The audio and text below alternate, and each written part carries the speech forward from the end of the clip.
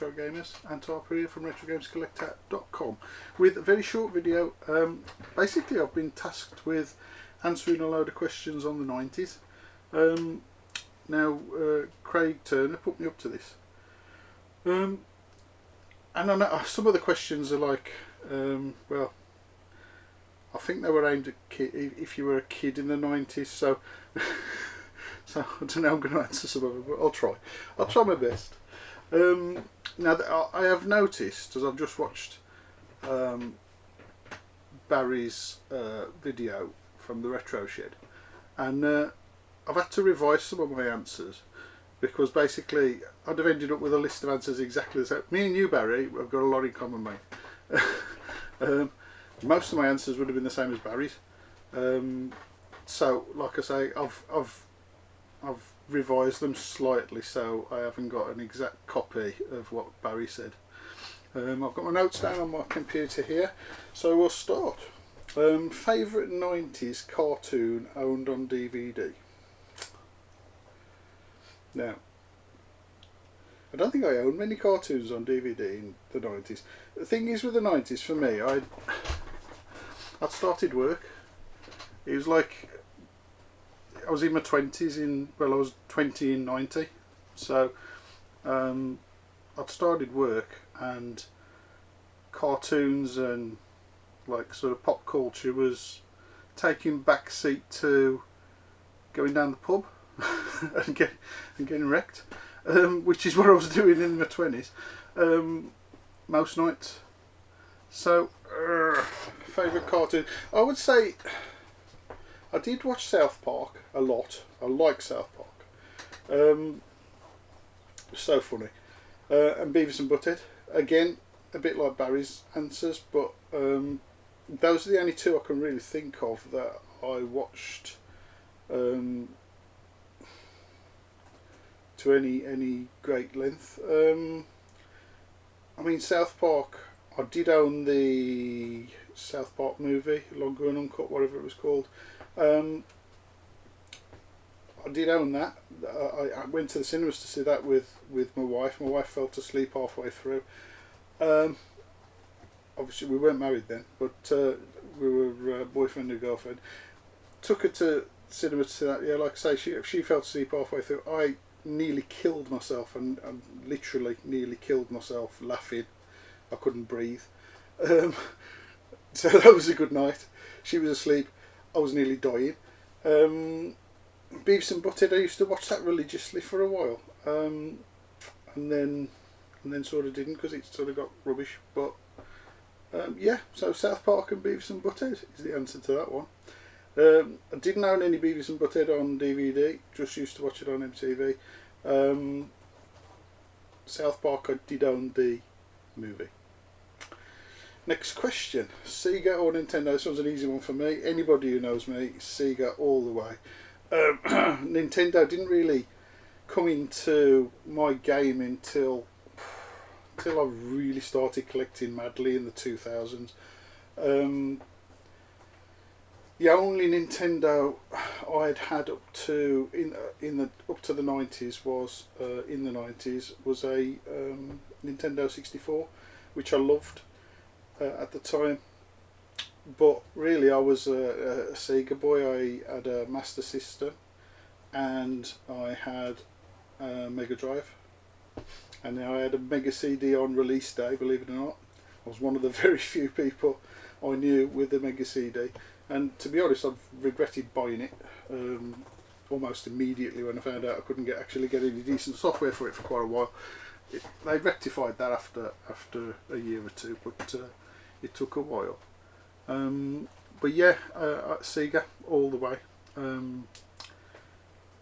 To me, Nintendo was for kids. It was like a childish console with childish games, and Sega was like this futuristic looking beast, basically, that adults used to game on. You know, I've changed my opinions on Sega and Nintendo now. I play a lot of Nintendo stuff. The kids love Nintendo. I mean, that sort of proves my point about the kids. But at the time. Sega all the way.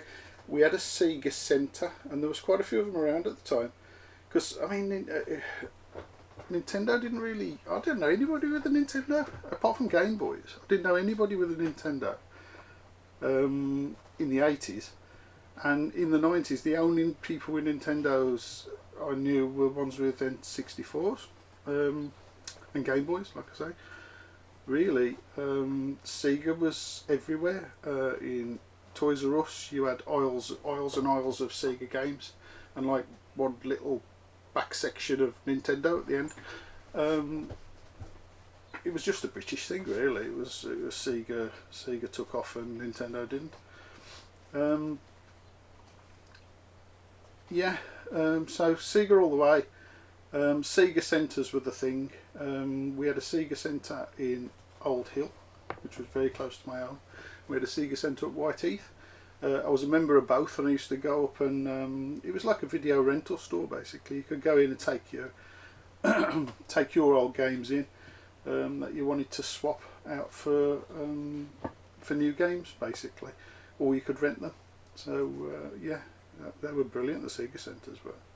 I used to go up on a Saturday morning and get me a couple of games every week, so I'd have a fresh supply of games to play on my Master System and on my Mega Drive.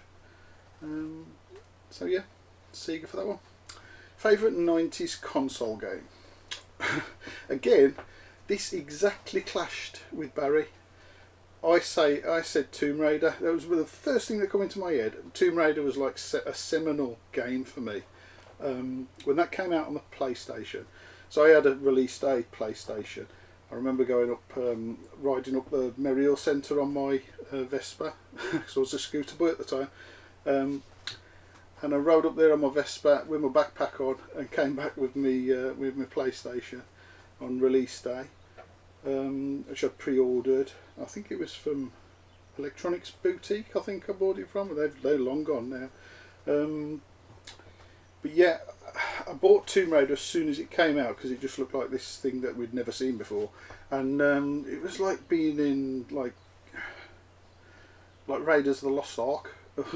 Or in a really good adventure book, solving puzzles. But as Barry's picked Tomb Raider on the PlayStation, I'm going to go, because I was a big Nintendo 64 fan. It's the only Nintendo I've really ever loved. To be honest, I've gone off it a bit recently. The games haven't really stood up well. But this particular game that I'm going to pick has held up quite well, I think. In my opinion anyway. Super Mario 64. I love that game. Played it right the way through to the end. Finished it. Took me days, weeks, months. Don't know how long it took me to do, but it's one of those games that no matter how many times you have to go back to it, it never gets boring and you never get fed up of doing a level. So I'll go for Super Mario 64 for my favourite 90s console game. Favourite 90s comic. Now I was in my 20s, so I wasn't reading comics anymore. So I'm gonna cheat a little bit here. I'm gonna say magazines were my comics basically at the time. So there were two magazines that really stand out for me in the 90s, and that was Mean Machines Sega by edited by the fantastic Jazz Rignall, and the official PlayStation magazine, which I bought religiously for years and years and years and years, just for the demo CDs they had on, because they used to have demos CDs on every single copy, and these demo CDs had like, I don't know, 10 playable games on them. Only the first level or first couple of levels off each game, but it gave you a really good taste of, because they were expensive games, and even though I was at work at the time, I couldn't just go out and splash out on tons and tons of games. I had to really think about what I was going to buy. So so these things gave you an opportunity to, these demo discs gave you an opportunity to see what you were gonna get and give you an idea what was out there on the market. So yeah, those two are my picks for comics. I didn't read comics at that time. prior to that, I'd read 2000 AD. In the 70s and 80s, I was into my 2000 AD. But I think that's a Beano and Dandy and stuff like that. But comics in the 90s, I was too old. So I'll go for those two magazines. Mean Machines Sega and the official PlayStation magazine. Favourite 90s professional wrestler. This one made me laugh a little bit. I hate wrestling. I really hate wrestling. Barry, again, said exactly the same thing. He hates wrestling and couldn't even name one. I honestly couldn't name one. He came out with The Rock, and he's the only one I do know. And I only know him because I've seen him in Jumanji. So, 90s wrestler? No, mate. I was born in the 70s. I remember Giant Haystacks battling with Big Daddy. Easy, easy, easy. And having these little old ladies run out to the audience and hit him with handbags and things. Not Big Daddy. Giant Haystacks, he was the baddie. He deserved it. Now that's my wrestling. You know, these American wrestlers, WWF, don't mean a thing to me. Anyway, forget all that. I'm moving on. Wrestling, not my bag. Favourite 90s song music video? Now this one, so many things I could have chosen. It was a tough one, and again, me and Barry clash, because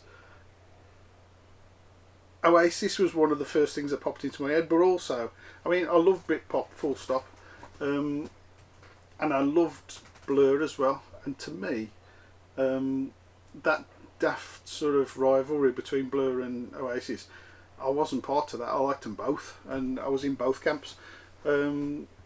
You know, I remember at the time people say, "Oh, do you like Blur or Oasis?" And I was like, "Well, I like them both." And, "You like them both? You can't like them both. You know, you're gonna like one or the other." And nah, I liked them both. They were both brilliant, absolutely fantastic groups, both of them. So, just to be different, I'm not going to pick Oasis. I'm going to pick Blur because they're up there, almost on the same level for me. And I'm going to say favourite 90s song music video. I'm going to say, and this is a tough one as well because Blur did quite a few good music videos. I'm going to give you two. Girls and Boys. That to me was a fantastic video. And Country House. That always made me laugh. That did. You know, the legs going into the mangler and that. It was yeah. I like those two. I'm going to go for Blur, Girls and Boys, and Country House for my favourite 90s song music video. Out of the two, I'll pick Girls and Boys. Favourite 90s live action TV show? Oh my god. And first thing that come into my head, Barry, and this is absolutely no joke, was X-Files. I was going to say X-Files because it just, what else was there in the 90s really that was so different? It was X-Files, wasn't it? It was just brilliant. Like Barry said in his video, it went off the boil after a while, went a bit silly, but yeah, that was brilliant. But I'm going to pick something different because I can't pick everything that Barry. Barry, I picked everything that you picked. It's mad, everything. Me and you, brothers from the same mother, I think. Quantum Leap. I'm going to pick that one. I think that one was very late 80s into the 90s. Quantum Leap I loved, absolutely loved that. Never missed an episode of that. And I'm going to be a bit boring here, a bit nerdy and a bit boring. Star Trek Next Generation. I used to love that as well. I watch it now and I wonder to myself what I saw in it. It's okay, but it's, I don't know.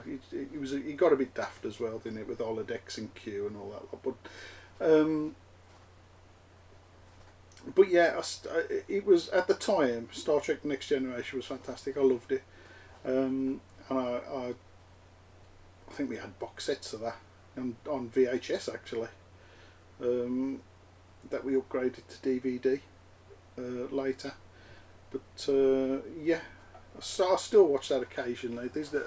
There were really good sort of periods in the Next Generation and really poor, like where the writers have just not got any idea of what to write anymore and they lost track of Trekker thing, so they just decided to base the old episode in the holodeck and stuff like that, which I thought was cheap and boring. But yeah, so Quantum Leap and Star Trek: The Next Generation.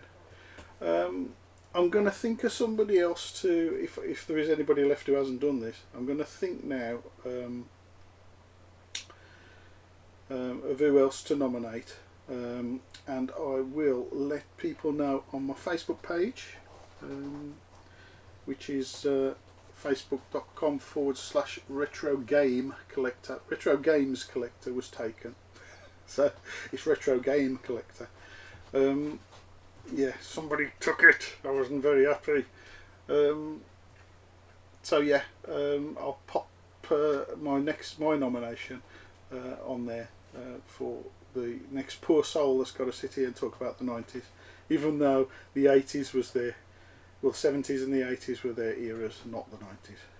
Well, thanks for choosing me anyway, Craig. You've made me feel like I'm not Billy No Mates anymore anyway, because I think I was the last person ever to be picked. I'll be hard pressed to find anybody who hasn't actually done this now. Anyway, thanks for watching, guys. I hope I haven't bored you all to death with my picks, and I'll see you all again soon. Bye.